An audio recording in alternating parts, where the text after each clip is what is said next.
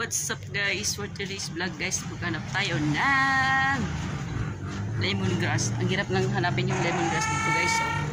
So lalabas ako no. Hanapin ko yung lemongrass dito sa labas. Ang kaso dito is puro siya no. Uy, baka di tayo makapasok. Sirado natin. Init. Gusto ko pumunta doon sa may kabayan tayo doon sa dulo guys. May boarding house sila doon. So punta ako doon, hihingi ako doon. Malapit lang naman. Dala exercise din siya, di ba? So hirap ng ano. Ang init dito. Nagpapawisan na ako. Uyo. Kumusta na po pala guys? Pasensya na dito tayo nakapag-update no, sa vlog kasi busy yung buhay. Ganun talaga yung buhay ng OFW. Minsan lang makakuha ng video. And andito na tayo. Diyan na ako kukuha guys. Malapit din. Sana may tao. Ito lang. Ayaw ako ng ayaw. Walang sumagot. Nagkuha na lang ako. Basta importante dyan. Paalam tayo kasi walang sumagot. Tulog ata yung mga tao. Ito na yung sangig natin guys. Masarap kasi ito sa tinulang manok. Kasi dito sa Qatar, bibilihin mo to sa tindahan. Ang sobrang mahal.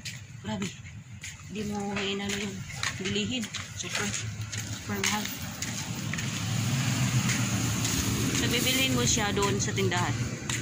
Is 18 ata. Tapos isang kapirangkot lang. Parang isang ano lang ng daliri mo. Yung ganito. So ayun, yan. Ewan ko. Walang sumagot eh. Pasensya na po. Buha lang ako. Tabi-tabi po siya.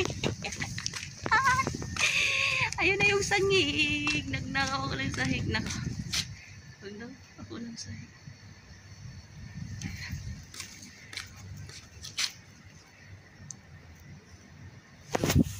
Tamlin na. So ayun. Lupit na ito sa bahay. Lapit lang naman siya sa bahay. Walang bahay namin. Walang Pinoy. Yung lang sumasagot. Ayun na nga. Ito na nga.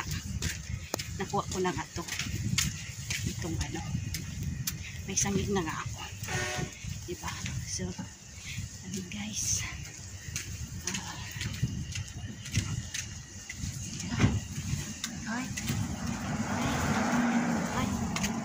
Dito na tayo sa bahay. Dito na tayo sa bahay guys. Shout out sa sangig ko. Kumuha ko ng sangig. Yeah, tarat. Hindi tayo magpaalam. Kasi gusto ko magtinulan ng manok. So yun guys. Salamat sa inyong panonood and thank you for watching and like, share, and subscribe to channel Bimbing Layon TV.